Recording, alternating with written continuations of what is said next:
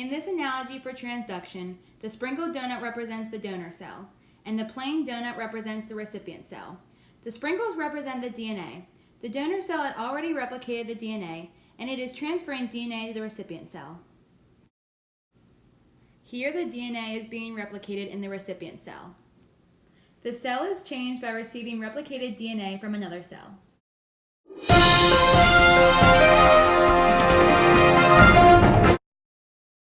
In this analogy for transformation, the glazed donut represents the prokaryotic cell, and the powdered sugar represents DNA from the cell's surroundings.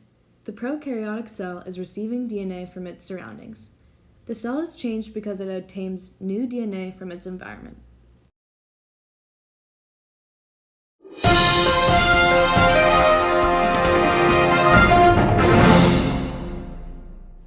In this analogy for conjugation, the sugar cookies represent prokaryotic cells, the Kit Kats represent the mating bridge, and the Twizzler ropes represent strands of DNA.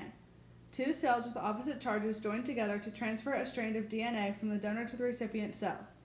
Conjugation is complete after the DNA completely enters the cell. The cell is changed by receiving replicated DNA from a donor cell.